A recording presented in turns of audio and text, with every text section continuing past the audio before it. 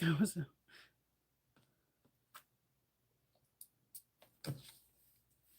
good morning. Good morning, Sandra. Good morning, Joanne. I think it's going to be snowing here. We have really heavy clouds. I'm just like, just snow already. It's super cold. It's not super cold. It's 38 degrees, but there's heavy snow clouds. I'm like, it's gonna snow. Good morning. Good morning. So I hope everyone had a good Wednesday. Today is Thursday. Was it the 5th? We're officially 20 days out before it's the big day. It's crazy. That's so crazy. Time is flying um pretty fast, right? So I'm sorry that I'm late. I had a lot of little unfortunate events and some major ones, but I digress. I'm here now. Um, Yesterday I try to nurse my migraine. I still have it a little bit. But I did go downstairs and I cut out two patterns that I know I'm going to be doing videos for. Um, and I created my own bias binding because the two patterns, there are some parts are not binding and other parts are. So I created my own binding. I am a huge fan of making your own binding because I think it can really put the whole bag together. I know that sometimes we don't see our binding necessarily, but I don't know. I love that little pop of color inside of a bag. I don't know, and I'm a huge fan of really cutting on the bias. Um, I plan on doing some videos on 2025 in my Patreon showing how I do bias binding, but there are some great videos out there, like from Mr. Domestic, by Annie, that show you how to create it. It takes nothing but a second, and once you do it, you kind of get hooked. All my quilters out there know about it. It to me, it's a better finish.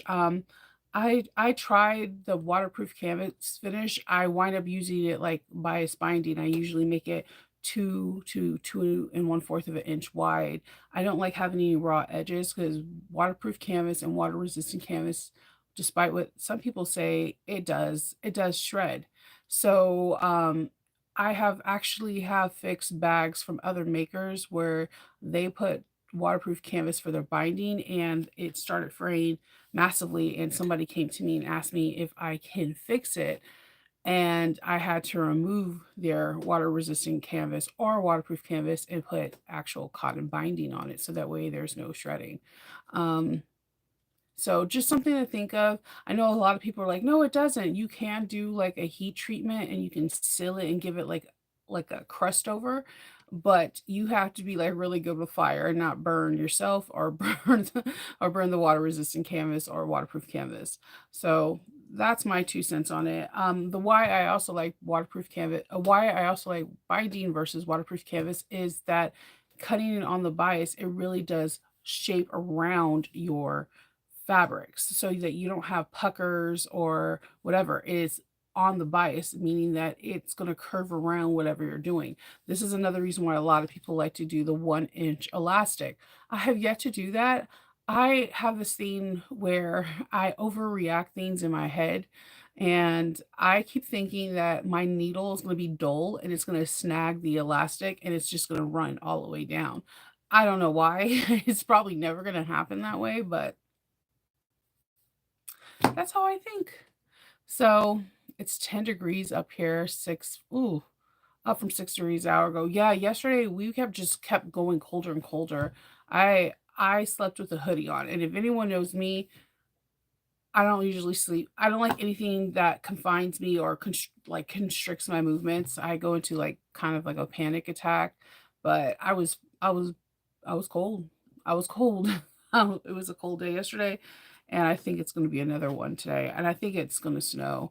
And it will snick. It will snick. It will stick because our nights have been in the 20s and whatnot. So the ground is solid. So it's ready for some snow. So I always like it when it snows before Christmas. I feel like it's extra Christmassy, and like it's like extra magic. It's really funny though because when it snows in January, February, and March, and sometimes April, I'm like, how dare you? You should only do it in December. I think that's the only problem I have with having the holidays at the end of the year because winter, it just is the start of winter. Like winter starts like December 21st. And I'm like, so we have X amount of days, X amount of months that we're gonna have snow in, and then you never know how the winter's gonna play out. You may have no snow and just bone chill temperature, or you might have like snowmageddon and snowstorms or thunder snow. I personally like thunder snow. I think it is terrifying, but it's so beautiful that I can't help but like it. You're gonna think your Christmas tree will be lit tonight today, yeah. I have my Christmas tree, already lit up. I did watch the Rockefeller Christmas tree lighting. Now, I don't know if I'm the only nerd that watches it because my husband comes in every year when I'm watching it. I love music, I love hearing people sing, I love watching, like, things that made my childhood, like, they have the Backstreet Boys. Oh my god, I had, like, a crush on so many of them. So but they were sounding really good. They had Rhea, they had Kelly Clarkson, who I feel like is one of the queens of the holidays, and just her voice, I don't know, her voice is like a glass of fine whiskey. It just keeps getting better with age, and she hits notes that a lot of people don't, like, commend her on, and she just is a killer. Like, she sung "Underneath the Christmas Tree," and I, like, almost fangirled out. That's, like, in my top 5 Christmas carols that I like. So, yeah, she was singing, and then Jimmy Fallon had a Christmas special after it, and it was really cute, and I accidentally fell asleep on that. And so the TV was watching me at that point. But, I watched as soon as I see the Rockefeller tree, like, light up, I get butterflies. I can't explain it. It's the most exciting thing. I guess it's like a kid when you first seen Toys R Us or all like, something where toys are already built. It is the most exciting feeling to me, and I don't know why. Maybe I'm a more of a kid at heart than I play on to be, but it's a brilliant feeling. I know to some it's like it's just another Christmas tree being lit up. No, it's a weird tradition that and sometimes in this jaded world that we pretend that traditions are not important and somehow this one tradition slips through the crack and people enjoy it. I was bored though, so I was curious at how much do tickets cost in different locations. Holy smolies, to go see the Christmas tree lighting, there's a lot of loopholes you have to go through. So, and there's a lot of different price points for tickets. It's like seeing someone at Madison Square Garden. I was like, "Oh my god." Hey, let's see. I love Thunder yes, Lisa, high five, because Thunder Snow is, like, beautiful and terrifying. I can't it's the weirdest thing because like, I guess at this when it starts happening, I kinda just relinquish control, like, there's nothing I can do. There's nothing I can do, so I might as well enjoy it. It's like the calm of a beautiful white where there's no hoof prints, no shoe prints, no tire marks, and then the thunder hitting it. It is the most gorgeous thing you've ever seen in your life. And the first time I seen it, I was like, "Oh my god, we're all gonna die." And then my husband was like, "Calm down. This is a normal thing here on the East Coast." I was like, "Are you sure?" And it's pretty cool. Yes, oh my god so and also, okay, so we're, like, on the Macy Day Parade, where they actually have the camera set up right in front of Macy's, they you there are a handful of tickets that you can buy, but they're usually people that have, like it's kinda like box tickets to the Yankees or whatever. They're people that are invested in, like, something, whether it's the parade, Macy's, or something in the city that have these tickets. Or like, because I was bored one time, there's this guy that's like, "I didn't know this, but now that I know this," and he, like, views something, and then he goes back and look at old footage where there's like, he could basically age up this one guy every single year from the Macy Day Parade, like, from 60 years ago, and I'm like, "That is crazy." It's like box seats, like, the tickets belong in the family, and I had no idea. It's crazy. I wanna go to the Macy Days Parade so bad. I live out here, and that is, like, the one thing on my bucket list that I wanna do because I watch it every year, like, faithfully, like, I wanna go, and I know that the year that I go, it's gonna be, like, balls to the wall cold. Like, I know everybody was cold at the Rockefeller Center lighting, and when I seen the Rockettes came out, I was like, "Do they have, like, thermal, like, leggings?" Like, because seriously, it was cold last night, if it was like 28 degrees here, I only can imagine what it was in New York. So yeah, because like all the singers, like Jennifer Hudson, Coco, Ray, they all were wearing like either fake furs or whatever. And here comes the Rockettes into like little to nothing. I'm like, oh God, I know they're trained to be in any kind of weather. And they're supposed to be like, they're like the US Postal Service. They come rain, sleet, or snow. But like, hot damn, it was cold yesterday. So I don't know. Yes, to be on those bleachers, it's like $1,800. It's very expensive, and, like, the hotels on the route, so the route is pretty big, but there are certain hotels that face the route that you can get a balcony. Those hotels are ridiculous. It could be like a rundown motel that just has a balcony, and because it's that day, they charge ridiculous amount of money. Because I was like, "Well, maybe that's what I'll get is a hotel, and so that my family can go back and forth and we're not stuck in elements." No, no, no. New York has thought of everything when it comes down to the Macy Day Parade. Yeah. The Rockettes were, like, doing their thing. Like, they always impress me. Like, my daughter was like, "Oh," like, my daughter is, she's that Generation Z where they have to be hyper critical about people dressing up like that. I went from, like, cool mom and understanding to, like my little millennial self, like like a 6 seconds explaining the history of the Rockettes and how it's like a uniform for a football player, a uniform for anybody, and they how hard it is to become one of them. And so she did some diving and she's like, "My bad, I'll never say anything about the Rockettes again." I'm like, "No, they work hard for their position. It's not something very easy to get into." So yeah, we had a whole large conversation about that last night because she was like, "Why are they in close to nothing?" I'm like, "That's just their uniform. It's just their uniform." And it's cold. It was so cold yesterday. Yeah, the wind was blowing bad. There's a certain part where, like, Coco Jones was singing, I think, "Do You Hear What I Hear?" I don't know the name of the actual Christmas song. It was snowing flurries, like, and you could tell that it took her off for surprise because she started smiling. It was only for 1 or 2 minutes in the song, but it's cold. It's cold. But when that tree lit up, I was like, "It's over." It was so glorious, and then it's just a beautiful thing. It still does freak me out that cables are the only thing that's holding this, like, 70-foot tree up, but they've been doing this for almost, like, 190 something years, or it's really close to 100 years, and so they know how to do it. There hasn't been, like, a tree fatality that I know of. Now I'm gonna dive into that. Yes. Yes, oh my god, I need to get that podcast because the Mason Day Parade has always been something that intrigues me.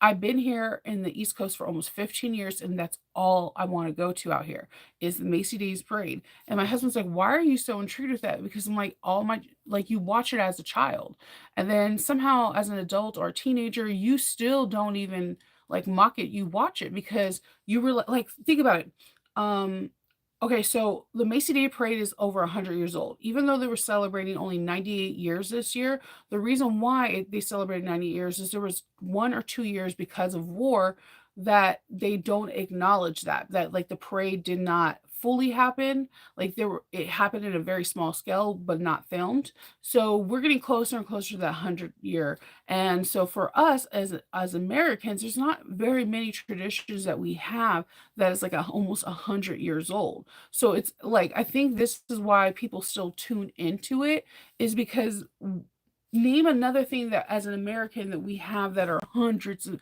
like 100 years old that people all around the world, no matter religion, race, or creed, watch. And like the crazy thing is that Minnie Mouse made her first appearance ever as a balloon this year. Minnie Mouse. She's old as dirt. Like, that's her first time doing it. So, like, it's pretty interesting, and then it gives a lot of people, like, especially, like, schools that maybe not be put in, like, the spectacle eye, um, it gives put special high schools and music bands and theater kids on a spotlight that they may be able to get donations for their school and stuff like that. There's a lot of cool stuff in it, but I know there's a lot of dark stuff in there too. So with the light, there's always dark. That's how balance works. So I'm that person that watches the Macy Day Parade. I'm like there at 8 o'clock in the morning, like, what's up? I'm like, hey, Al Roker, I'm ready for this. But this year I felt bad because I was like, it's cold. It wasn't as cold as it was supposed to be, but it's the wind chill factor. Like we've been having like weird winds out here for a couple of weeks now. And it doesn't seem that cold until that wind hits you and you're just like, okay. So so now we got all that out of our heads, and you know that I like to watch the tree lighting and Macy's Day Parade and the dog show afterwards. I'm really about the dog show. The family gets really like intensively argumentative over what dog we think is going to win. But we all agree that big dogs never win. So like, let's start with our Stitch Supply Co. We're on day 5. Let's see. It's a nutcracker. Did you guys know? I didn't know this. So I was editing some film from me making this bag. Did you know you can use the nutcracker music? Like anyone? It's not like a thing that they will like copyright ding you at. I had no idea that. The reason why they use it is so many like commercials or and different movies, video gaming and all that stuff like that. There's no copyright to it. I just found that out yesterday. All right. Someone's on my, this is, and I thought this was hand lotion. I was really excited, but I'm excited about this too. Iron cleaner.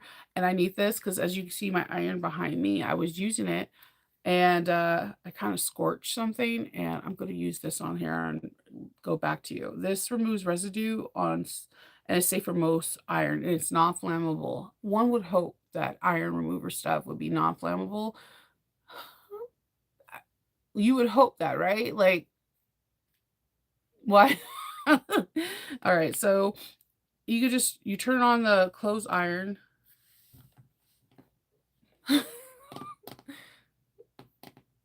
Is there any, never mind. Okay, onto the highest setting. Wait till it's fully heated. Squeeze 2 inches onto the iron cleaner and get a 100% cloth towel and do not use a synthetic one. And then rub the sole plate in a circular motions like I'm doing with my hands. After remove all the soil from the sole plate and you do a final wipe and your iron is clean. That's cool. I think these things are important because it's just maintenance. Sometimes you can have a lot of gunk in your iron because the buildup from anything, glue, fabric, stuff like sometimes if I did not wash a fabric, I go and steam my fabric like a lot to get any product that they put in the fabric to keep it stiff or whatever. Because a lot of times I hear people saying that they cannot they can't the fabric's not adhering to the like whatever their woven or non-woven thing is. It could be the materials they used on the fabric to preserve it, like the color fast or whatever. So that's why a lot of people tell you to wash your cotton wovens when you get home, kind of like your shirts or whatever. You don't know what kind of products they use to help it stay like nice and stiff or whatever. But I've had it where I needed a project done immediately. I just bought something from Joann's. So what I usually do is I damp it with like a spray of water and then I'll like iron it and steam it and you can see the shrinkage and whatever happens. But when you do that, sometimes the sole of the plate, you can see all the gunk and it's really crazy. And when I do that, you have to clean the iron. But what I usually do is when the iron is off, I usually do soap and water and clean it down immediately after that happens, and it usually gets everything off. But I'm down to try a new magic iron cleaner. That's always a good thing to have in your workroom because you never know when you have to clean your iron. Or you may be the person that doesn't have one. A lot of people don't. I know a lot of people that don't have one, so which is I'm not here to judge. It's just they're really important. I actually weirdly like ironing. Don't ask. I know it's weird. So day 5 for Sally Tomato.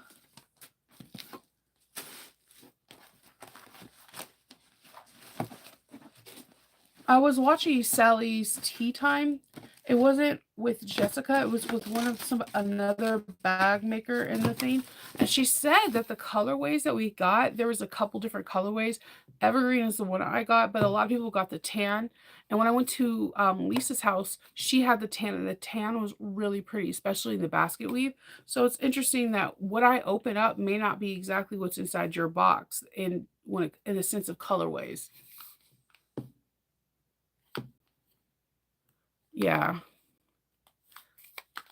No one's old enough for anything. Again, remember, what did Nat King Cole say? We're kids from 1 to 92. So if you know one, if you're not 93, you're still technically a kid, okay? Oh my god, I suck at these things. I break my nails faithfully each time on these things. I used to have one like, okay, this is old school, and I'm dating myself on this. My dad would get these, and there will be like Skittle things, and they will have a slit right here to stick your money in for like quarters and dollars and whatever.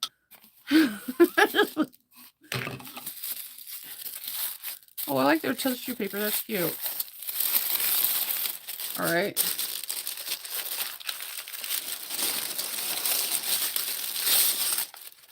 All right, so we got this really pretty velvet. I would, you know what this would be really pretty at? If you have the Magdalena and get a yard or so of this, put Mickey Mouse ears on it, and you have the Dooney and Burke Mickey Mouse one they have in crushed velvet.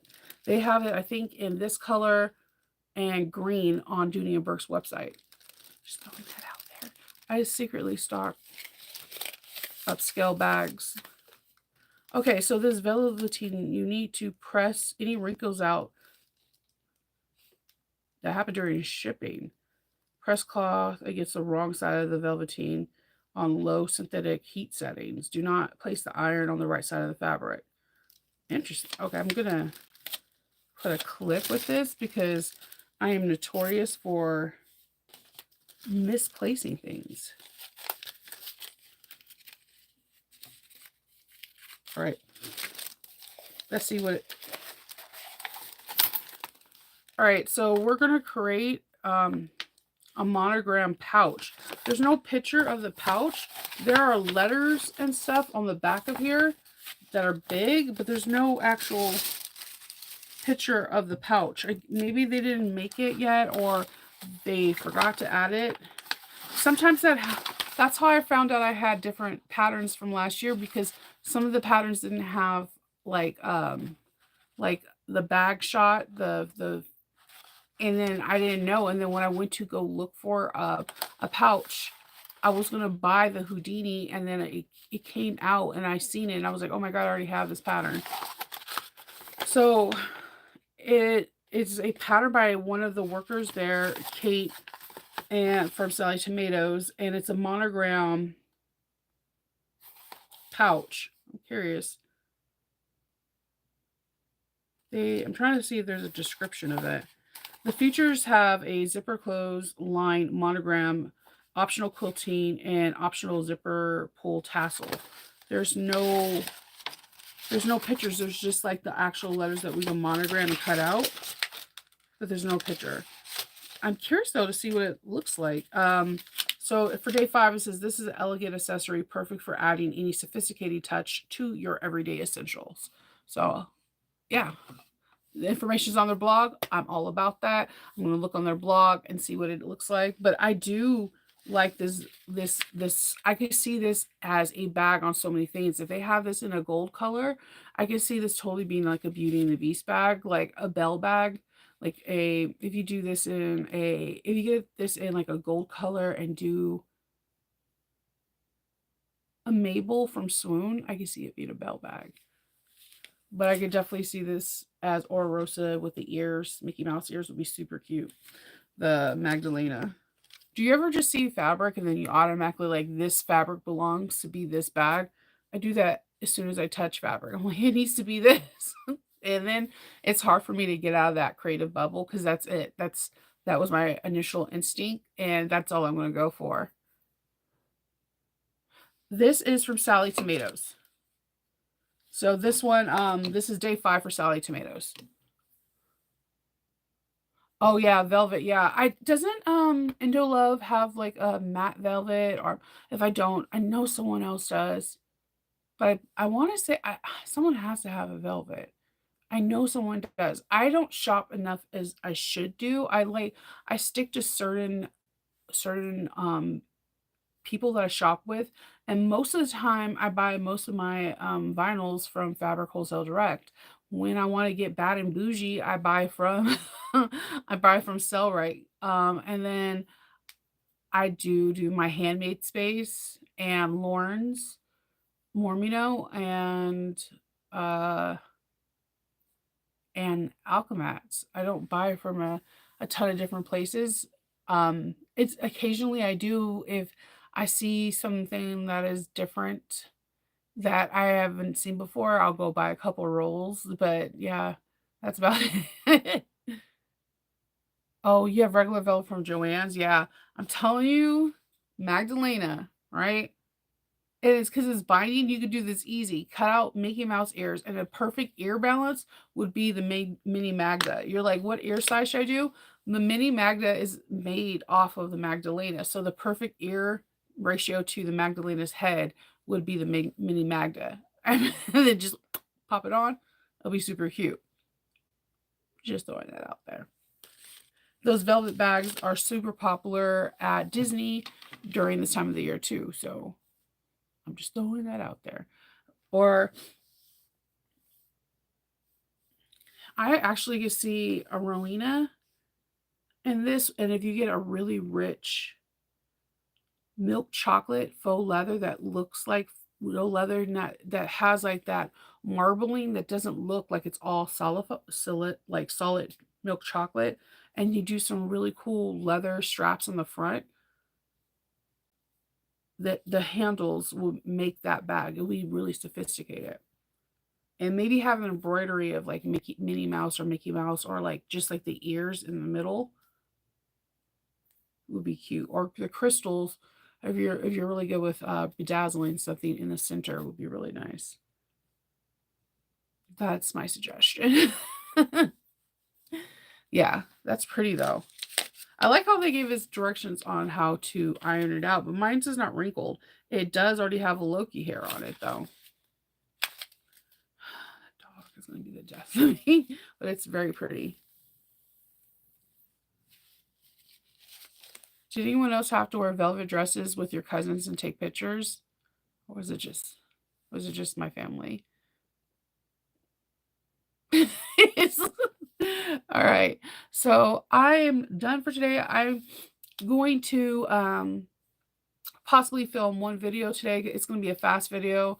Like I said, Aura Rosa has some magic performing that's going to be coming out next week, and I know all of you guys are going to be really excited about it because everybody in her on the tester team, we are like chattering nonstop because it is Alexis again. She's super talented, and the thing about her that I really like is she's down to earth, and she just gets people. Like she just gets people, and I'm excited to film both of these bags. And but this one particular bag from Aura Rosa, I'm really excited about doing. So that's what I'm going to be doing today. And then I'm just going to be like relaxing because I think I might be coming down with something. My voice is getting that raspiness that I get before I lose it. I don't know why. I don't feel sick. It's really raspy. And it could just be because of the cold weather. I don't know. Or congestion, 'tis the season to be congested. So fa la la la. All right. So thank you, Lynette. Yes, if you could please like, subscribe, and share the channel. It does help grow it. And I hope everyone has a tremendously awesome day. And I'll see you tomorrow for day 6. Bye. This is cool.